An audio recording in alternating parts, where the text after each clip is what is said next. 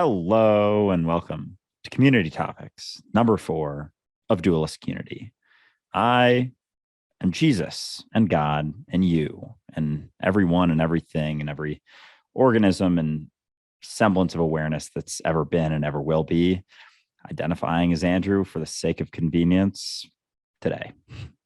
Likewise, except I'm going to straight up identify as God because it causes feelings in people. And regardless about how you might feel about it, it does not change the reality. But if you do have a problem with what I'm saying, then I suggest that you talk to yourself about it because you are also God. You're God and I'm God. There's nothing I can do about it. We might as well make the most of it and have a conversation that allows us to take on more of that responsibility, hopefully in a more enthusiastic way. And that all said, we are now at Community Topics number 4, the 4th of this new series of episodes. They've been so much fun so far. And what I really enjoy about it is that we get to have the community participate in a bigger way than they have been previously. Of course, we always talk to them on Discord. We always talk to them on Patreon. We have our weekly groups and all of that. But this gives everybody a chance to suggest a topic based on what's going on in their lives, and then other members to vote on those topics based on what's going on in their lives. And so it's really interesting to see awareness suggesting the topic and then other awareness kind of having a democratic say on where that conversation is going to go. And then we just kind of let it fly from here. So it's really enjoyable to see all this participation. And I just wanted to mention quickly that this podcast, even in the last episode, we were mentioning how our traffic has been growing, how the community has been growing by leaps and bounds every day.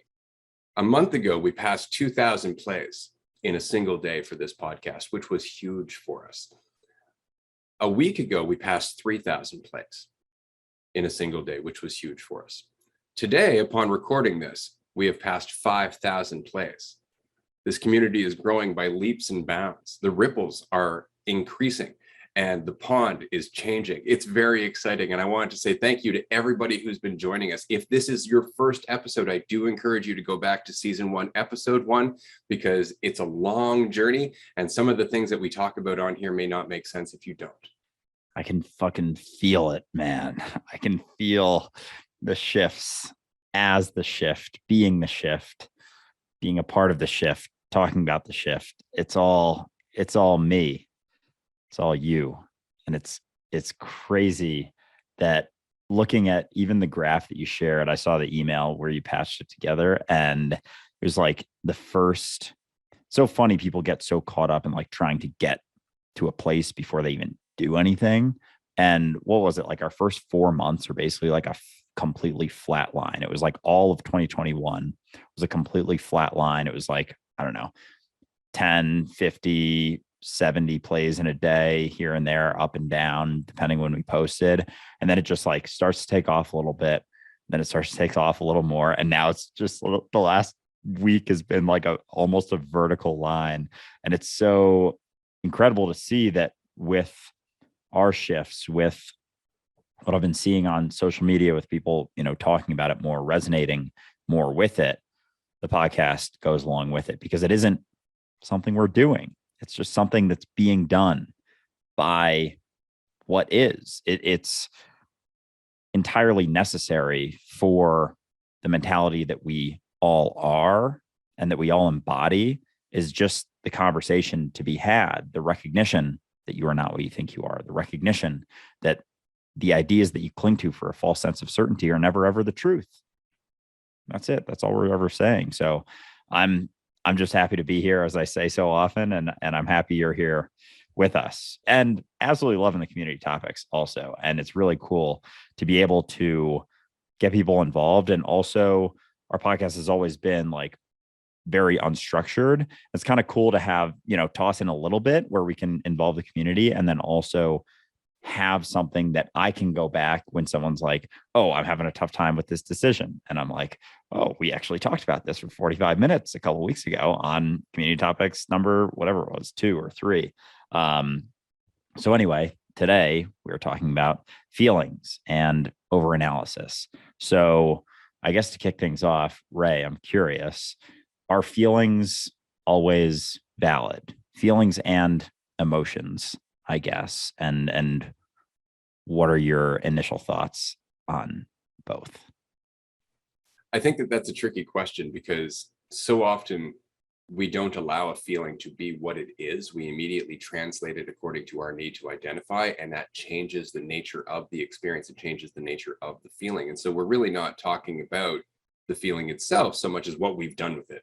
And of course, that's valid. I mean, everything that we do is valid to ourselves. But the real question is, what is the feeling before I make it egotistical? What is the feeling before I identify it? What is the feeling before I cast an opinion on it, or decide I want to get away from it, or I want to pursue it, or any of that? What is the feeling itself? And I would say that the feeling is you. You are feeling. And until you label your feelings, you are potentially all feelings, every feeling.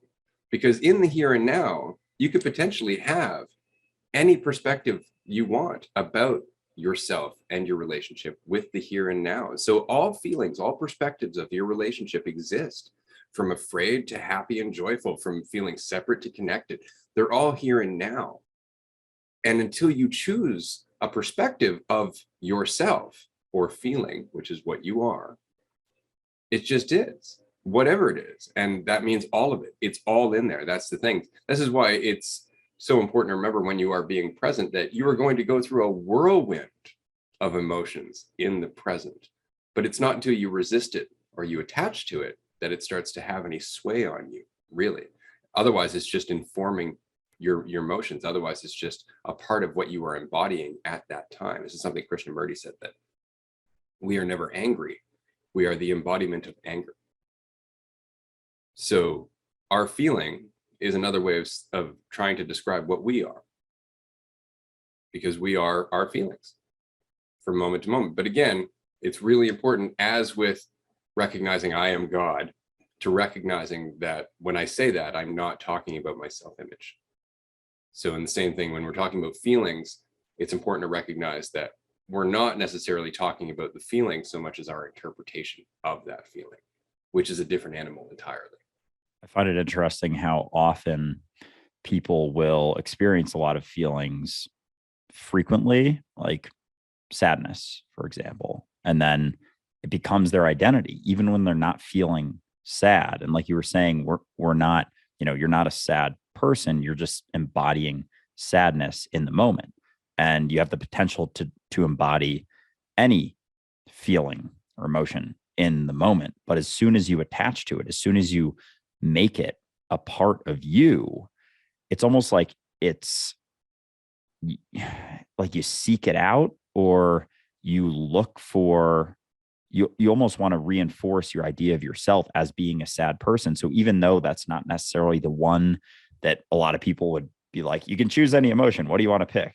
Most people wouldn't say sadness, but because we crave certainty so much, that we would rather reinforce to ourselves that we are a sad person. So it's almost, I find that sometimes we bring it into situations that we don't have to. And I don't just mean sadness, I mean with any emotion, because as soon as it becomes a part of our identity, it becomes that false sense of certainty. And because we would rather have that than being uncertain about what we are, we run to it, and we're like, I'm a sad person. What would a sad person do in this situation? I'm going to be sad. And it's like a reinforcing of those feelings of validation and identity to confirm that we are what we think we are. And it's why it's so important to question and recognize that you never are what you think you are. And in that, you have the infinite potential to be anything. And in that, you can allow yourself to let go and see new opportunities and see shifts and things. And I think that's a big reason why things like psychedelics allow people to have a massive shift in their life, because all of a sudden they've been telling themselves this story their entire life. And all of a sudden, for a split second, they're just able to see that, oh, maybe there are other options. That story goes away, even just momentarily. And it doesn't mean you are going to be forced to walk through the door. Oftentimes people will trip or take mushrooms or whatever, and they won't see a big change. But if you are willing to walk through that door, there is a ton of potential to see massive shifts in yourself. And even outside of psychedelics, just the process of questioning, the process of willing to be uncertain about what you think you are. But as long as you do cling to that sense of certainty, then you're just going to reinforce everything you've always thought that you were. That's a really good point. And it's also very important to remember that the familiar is addictive, whether we like it or not. If it's familiar, it offers some semblance of certainty, and we immediately want more of that. And so even if you're telling yourself you're a sad person, that becomes familiar over time. And it might seem like a terrible experience, but somehow you've decided it's not as terrible as just admitting you don't know what you are. And in that, there is potential to change. In that, there is potential for you to experience something else, because you're surrendering the narrative that is so familiar. You're surrendering the walls that you've built around yourself that are telling you what to be, despite the fact that you are already everything. You can change. It's just what is stopping you from changing. And that answer is always you, to some degree. Right? And that doesn't mean you're at fault for doing so. Don't blame yourself. That's another narrative. That's just building another box. But responsibility is a different thing entirely. So it's really important to just keep that in mind. Yeah, absolutely. Yeah, I think responsibility is something that we run away from so often, more often than almost anything. And we've talked about it many times, and fault and responsibility are two completely different conversations. Just because something isn't your fault doesn't mean it isn't your responsibility. Just because a newborn baby gets dropped on your doorstep doesn't mean it's your fault, but it is now, to a degree, your responsibility to do something. It doesn't mean to raise it for 18 years, but at least, bring it out from the elements outside. And it's like, it's not your fault at all, but it is your responsibility to handle it. And it can become a difficult conversation when it comes to things like emotions and feelings, because we don't want to take responsibility for the way that we're feeling. We want to push it onto someone else. And I'm not saying that sometimes those things don't seem a lot more valid when traumatic events happen. People do really fucked up things, but there is a sense still, an inkling of responsibility there. And in that recognition of responsibility for the reinforcement of that story, in that recognition, there is opportunity to change. And no one is forcing you to continue suffering besides you. No one's telling you that you have to keep suffering. No one's telling you that you have to keep telling yourself that story every morning. No one's telling you that you have to keep reinforcing to yourself that you are where you think you are. And I think that's where the responsibility aspect comes in, is recognizing that no one is telling you that you have to do any of those things. And no one's also going to force you to let go of them. No one at the end of the day cares that much if you keep holding on to it, but it's your experience. And like we talked about in the last episode, it has to come back to you. You have to have that level of selfishness to be able to see it for yourself and do it for you, and let go. Yeah. That all said, though, emotions are overwhelming. It's very difficult to practice this as you're being swept up in insecurity, or as you're being swept up in anger, or as you're being swept up in fear. It's a lot easier when you're feeling great, because then it's like, oh yeah, I'm feeling awesome. I'm going to question this and look at it and whatnot. But when you're in the midst of an emotional swing, it's very difficult to stop that swing. But it's important to recognize that that is an opportunity. In that swing, you have an opportunity to look at what you're feeling. Don't identify with it. Just look at the nature of it. Look at what is exacerbating and what's your perception of reality versus yourself that's reinforcing that feeling. Because if you don't perceive a separation, emotions change. The less that you perceive a separation, the more the emotional spectrum changes. Fear diminishes considerably because there's nothing to be afraid of. So all of these emotions that we feel are indicative of how attached we are to the perception of being divided, of being separate. So emotions are a great way for us to learn about the illusions that we're still invested in. And don't beat yourself up for being invested in them, because as we were saying before the podcast, we have to go through these stages in our growth. That's just part of who we are and what we're becoming, or not even becoming, but how we're expressing what we are. Over time, we gain awareness of what we are, and that changes our actions. But at no point are you at fault for doing the best that you can with what you understand currently. It's very important to remember that. If you are feeling ashamed, that's okay. It's okay to feel ashamed because you're going to learn from that unless you judge it, unless you run from it, unless you judge yourself and make it about you as a person and give it a definition and give it importance. It will fade away. But until then, you're going to keep returning to it because your brain is looking for the familiar. It's looking for what it knows. And if you're not aware of that mechanism, you're constantly going to get swept up into the loop. So watch for just the familiar, watch for the illusion of security. As always, it's what we're always saying. And in that, you will face the feeling that you are, which is uncertain, but likewise full of limitless potential. Yeah, I'm glad you brought that up, because I think there's a distinction between when you're in it, like when you're in the emotion, and when you're not as deeply in it. And it's a very important distinction because, yeah, as great as it can be to recognize, like, oh, everything is you, there's nothing to be afraid of, there's nothing to be anxious about.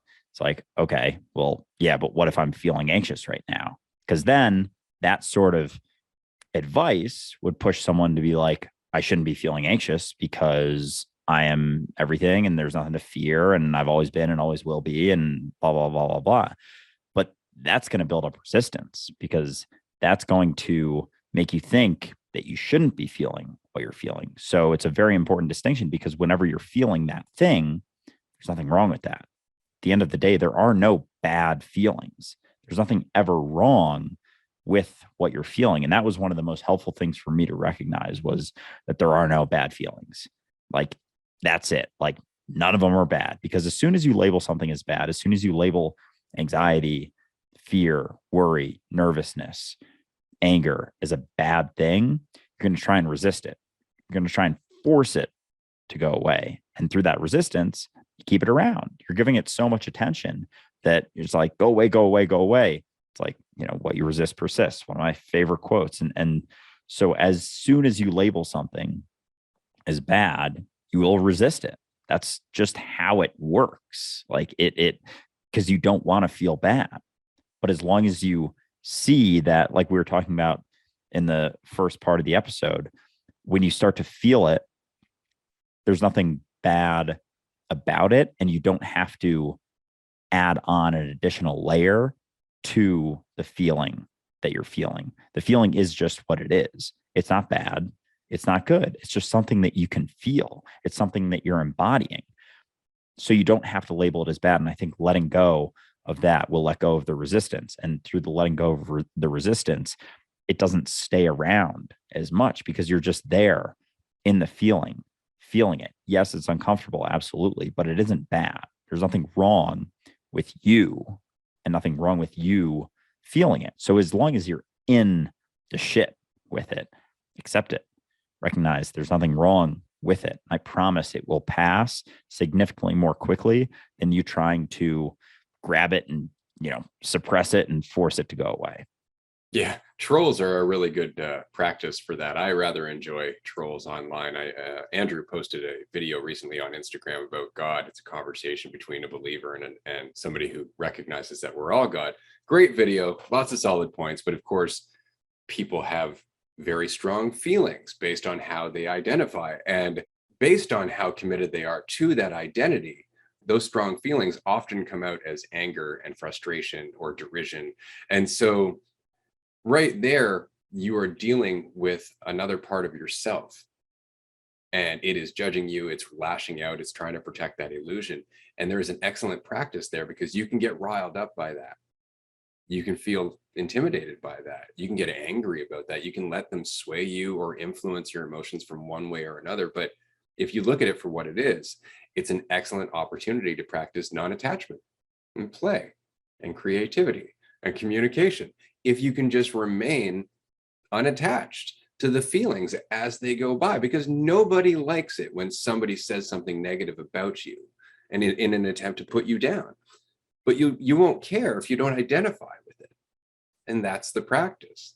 And so this is what we were saying in the last episode about having a dialogue with Andrew Tate. And I thought it was so interesting, because Upon sharing that online, there were mixed reviews. Some people were like, yeah, absolutely. And other people were like, what a waste of time. He's a belligerent asshole. You're never going to get anything across. And that response is largely because it would be an unpleasant conversation for most people. And most people in that situation do identify to a degree where they don't necessarily do well against a belligerent bully. But if you were aware of that, if you practice not letting it phase you, that conversation would be incredibly fruitful. Maybe not for Andrew Tate, but for everybody watching, maybe even just for some of the people watching. The point is that it would create a ripple that doesn't currently exist because everybody's avoiding the displeasure of talking to Andrew Tate and dealing with his mentality because it sways them, because it bothers them. If we can get past that, then we can actually address it. But as always, it's not taking those feelings at face value. It's looking at them and going, that's rooted in my identity. Oh, that's rooted in my discomfort. Oh, that's rooted in my resistance. And then just letting it be what it is. That's the beautiful part about this, is that you don't have to do anything else except recognize how you're distorting your feeling. If you can just recognize the distortion, it starts to clear, just like a radio signal. Right? And then you can hear the music again and you can go about your life. You can actually feel what you're feeling, but it's when you get in the way. That's when it all gets wonky. That's when it all goes awry. So just don't get in the way and have the courage to see what happens if you just let it play out, because you would be surprised how much courage you have when you stop telling yourself that you don't. Yeah, it's pretty incredible. And this is where I love to bring up Alan Watts's talks about verbs and action verbs, and how, because a lot of times people are like, okay, well, I'm having this conversation with someone and I'm having it with them. And so like, how the fuck am I supposed to get myself out of the way? Like, I'm in it. It's like, you're not in it. You are it. You are the conversation. You are having a conversation. It's not that you are something that is having a conversation. It is you are the act of having a conversation. There is no you that is separate from the conversation at hand. And we can see that. And that's, I feel like a lot of times how Ray and I are on Dualistic Unity. It's just like we're the embodiment of the conversation being had. It's not Andrew and Ray having a conversation. It's just a conversation for the sake of having it. So it's the same thing if Andrew Tate were to come on here. We would just be the conversation. It's the same thing when you're going back and forth with trolls on social media. You are just going back and forth. You are the act of going back and forth. You are just writing messages. You are the act of writing messages. You are just responding. You are the act of responding, but there is no you separate from that act. You're just it. And so all of a sudden, nothing is personal. There is nothing to shy away from or fear or get worked up about or get angry about or worked up about, because there is no you. It's just what is. It just is the act being done. So I love bringing up that point. And I've brought it up a couple of times on the podcast already, but it's just a helpful reminder, even for myself, because I get caught up with trolls too. Like I get a little unsettled still. Like I know Ray has been through the meat grinder with all those types of things and just enjoys it and thrives in it. But there's a part of me that's still like, I do honestly get a little bit uncomfortable, but just remembering that there's no me separate from the act at hand. There's no me separate from the response being had, from the communication being done, from the conversation being had, helps a ton, because all of a sudden, what is there to fear? What is there to get worked up about? There's nothing in the way. Absolutely. There's nothing in the way, which means the conversation is going to be what it's going to be. But if you have opinions on what a good conversation is, you're going to change the direction that that conversation goes in. And that's often what happens. And so we're going to segue into the second portion of community topics number 4 in discussing toxic positivity, because this is a response to the negative feelings. I don't like that. Everything is love and light. And we had that response to your Andrew Tate comment on Instagram, in that love does not engage hate. And that was the comment. To which my response was, well, what does love do with hate? It's love. Of course it engages hate. Love engages everything. But they're looking at their perspective of love, which is conditional. They're looking at their preferences. They're looking at what they would prefer rather than what might be best for everybody. And that is often the response that we get. I've actually had a number of people respond to our Andrew Tate comment with, well, what would be the point in having the conversation? He's not going to learn anything. It's like, well, we can learn something. That's a good enough point for me. If I'm going to learn something from it, that's perfect, because then I can carry that with me and maybe cause another ripple as a result. But if I'm avoiding it because I know it's going to be unpleasant, then I'm not going to have that opportunity to grow. But this is something that we've talked about many times, that the perspective that love is always pleasant is unfortunately not true. Sometimes love is very uncomfortable. Sometimes rocking somebody's boats or shaking their false security is exactly what they need to be able to grow and be more helpful to everybody else in their life. Doesn't mean it's pleasant, but if you're judging yourself for it, if you're judging what's right and what's wrong based on what feels good and what doesn't, then you're never going to do that. You're never going to do that. And think about how much of a waste that is. All of us could be helping each other grow just by growing in ourselves and having the courage to express ourselves without fear that it's going to offend somebody's delicate sensibilities because they're overcommitted to their identity. And so we're all just mulling around, wasting time when we could be actually conversing. We could be actually growing. And all for what? Oh, love and light. That doesn't sound loving. That sounds irresponsible. It sounds like you just want to take care of yourself and make sure that you feel good and fuck everyone else. And that's not love. So again, you have to get identity out of the way to recognize that love, like all feelings, is an entire spectrum. It's not one thing. Unless, again, you need to identify. Absolutely. Yeah. So I like the phrase tough love too, because with it's so relevant, especially in this day and age. And it's interesting thinking about all of the perspectives of someone like an Andrew Tate or Donald Trump getting to the place that they are. And I'm sure there were plenty of people in their lives who were like, ooh, this is going down kind of a whack ass path. But because potentially, I don't know this for sure, because those people who saw that were so uncomfortable in trying to give tough love, they didn't. They were being all love and light. And now we have someone like Andrew Tate.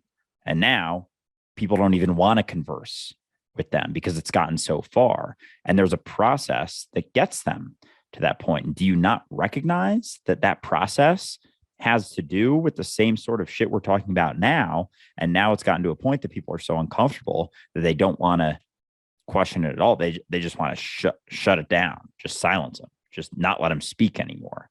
It's like there was a process in their life that got them to that point. And a lot of it probably had to do with people not wanting to give uncomfortable advice or have a sort of intervention or whatever it is, because those are never comfortable, but oftentimes they are what's best for the person dealing with whatever shit they're going through. So it's fascinating to see people just settle on their idea of love and light being the ideal, because you never know what the impacts of certain things are going to be.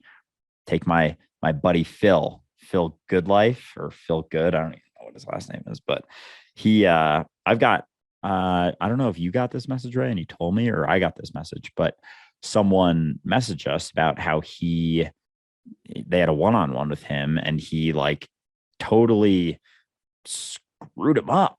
Basically, he made their situation so much worse because I think it had to do with they deserve their trauma because they somehow there was some karma involved in a past life and whatever. I don't know exactly what happened, but it's that's incredibly damaging.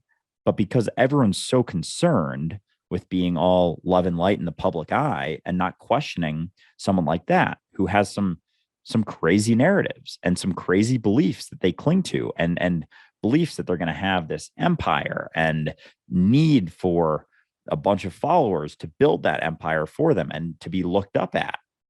Same with Teal Swan. Anyone who saw The Deep End, same sort of shit. Those people aren't questioned.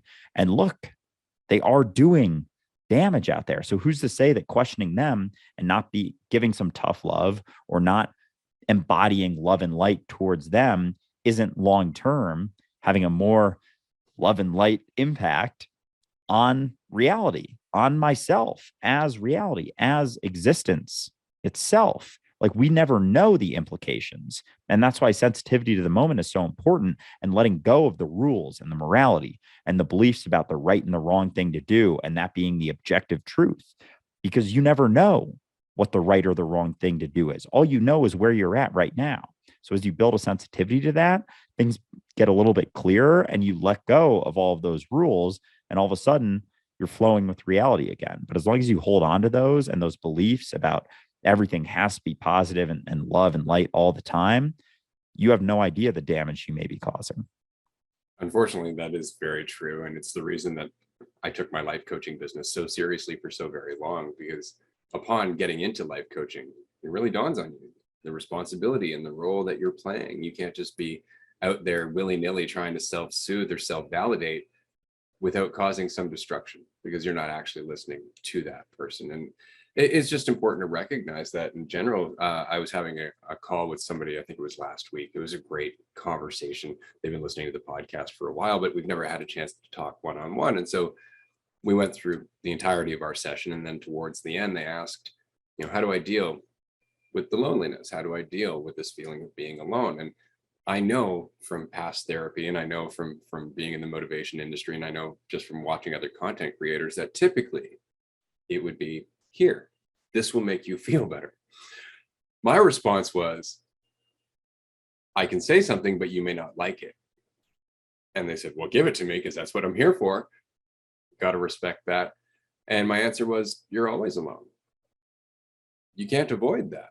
You are the only one in you, in your experience. It's all on you. But that doesn't mean it has to be lonely. It doesn't make a difference. Once you stop thinking about yourself, you find the connection that you're looking for is always there. It's just that your need to identify, your need for it was blinding you to it. And so sometimes the best things that we can do is say the truth that is uncomfortable. Say the truth that we had to face in ourselves that was hard, because that truth is hard. It is a difficult truth to accept, especially when you don't feel like you are enough. And again, there's that identity. So just keep that in mind. If you really want to be helpful to yourself, be honest. If you really want to be helpful to others, be honest. That doesn't mean that you have to be likable. It doesn't mean that they have to agree with you. It doesn't mean the conversation has to result in a certain end. It doesn't mean anything except that you are being honest, which is enough. Yeah. Amen. Yeah. With loneliness specifically, it's a very interesting one, and not to go off on another whole tangent in this episode, but just real quick, it is so funny because I've gotten caught up in that before. Like, it's all me. Like, that's kind of scary, but it's only because my idea of myself is in the way. Loneliness is one of the most identity driven feelings or emotions, or, whatever you want to call it, out there. But as soon as you let go of your idea of yourself, all of a sudden, what is there to be lonely about? What do you mean? You're everything. There is no you separate. Loneliness is almost like a very dualistic feeling, because it's like the idea of you being separate from everything and alone in everything. But as soon as that's gone, it's like there is no separation to be separated from. And it's like the opposite, basically. But it always comes back to the idea of yourself with anything we talk about. Like, that's almost like the starting point. At least, my experience, that was the first thing I ever recognized, was I am not what I think I was. It wasn't that, oh, I'm everything. It's like that comes almost later when you shed everything you think you are. It's like all that's left is you being everything. And that actually was a process. When I first woke up, I was still kind of constricted to my idea of Andrew, just being the awareness of the idea of Andrew, but not, being everything beyond that as well. So when it comes to, the positivity and all the toxic positivity and all of that, it's like so much of it is rooted in building up the idea of yourself, in building up the sense that I am someone who is positive, and I am bringing light into the world, and I am changing people's lives. So it's fascinating when in practice how incredibly egotistical it really is, because they're not willing to be seen as the villain. So they put on this face, this mask that they're just always this way, when in reality, they could be doing more destruction than someone who isn't prescribing to this love and light above all else sort of mentality. Yeah, absolutely. I find it really interesting because what we're saying is that the problem isn't what we're feeling, it's what we do with that feeling, right? And it's another illusion of control. This is what it means. And we assume and we grab on. And when we ride out that emotional roller coaster, because we created that emotional roller coaster, and it comes back down to recognizing that if you don't know where this feeling is going, and you don't know what it means about you, then you really don't know how to feel about it. In which case you should just let it be and enjoy the experience of it. Or maybe not enjoy the experience of it, but experience it. That's all you have to do. And just keep in mind, everything is temporary. That's where these insights really come into play. When you realize this too shall pass, that helps to some degree until you can get your opinion of the process out of the way, because that is just a way of coping with the fact that you're still looking at growth as an arduous journey. You are growth. It's been happening the whole time. You don't have to beat yourself up. You don't have to motivate yourself to do it. It's already happening. All you have to do is just be you to the best of your ability and watch for that distortion, because that is the only thing that we're really watching for here. We are already what is. We are already one. We are already connected. It's just that we can't see it. And we can't see it because of the illusions that we're identifying with. And those illusions twist everything that we experience, including everything that we feel, because that is what we are. And so feelings are another journey to recognizing what you are, and another way to recognize exactly how much we invest in our ego, to the point where we actually assign feelings concepts that define us. Yeah, it is very interesting how often we try and create this sense of control, and that's all it comes down to. And all the flip side is recognizing that you don't know. You don't know where it's going to lead. But as long as you think, this feeling is good, this feeling is bad, I don't want to feel this, I do want to feel this. Like, you don't know what that path is going to lead to. You don't know what sort of situation it is going to follow. You don't know what you're going to learn from that difficult, uncomfortable situation or feeling you're going through. You don't know who's going to be able to resonate, who you're going to be able to resonate with down the road. In 10 years, you went through a period. I go back to this all the time. When I went through, years of being quiet as fuck and having a bunch of social anxiety, like, in the moment, it's like, this is objectively bad. I want to get rid of this. I tried to get rid of it for so long. I wouldn't be here talking to you on this podcast. I wouldn't have any of my content stuff if I hadn't gone through that. It's the same with everything, from the largest situation we go through to the most seemingly insignificant little feeling that we have when we wake up in the morning and we're feeling a little bit uncomfortable, feeling a little bit down. We never know what it's going to lead to. We never know what situation is going to be created from it. And you have no idea what difficult situation will lead to something incredible, beautiful, and eye-opening, and all of those things. So relaxing into that uncertainty, reminding yourself, I don't know. I don't know. I don't know where this is going to lead. I don't know if this is good or bad for me. I don't know if the situation that this leads to is going to be good or bad for the next situation that it leads to. I don't know. And that's okay. I never know. And that is very much okay. And that's probably the best practice you can ever incorporate into your life. Because that's meditation. That's everything that we're talking about, is just getting out of the way, removing the attachment to it, removing the interpretation of it, allowing it to just be what it is. That's all this is about. And it really is important. And I would encourage our listener to just spend time feeling without interpreting that feeling, and see how deep it goes. Because those feelings become symbolic. Those feelings become quite deep, and they will inform a good deal of your insights if you just allow yourself to be where you are. As always, depth, right? And we discussed a little bit of body awareness in previous episodes with Logi the Yogi, as well as with Nick in relationships and accountability. But body awareness itself is really just sinking into your feelings.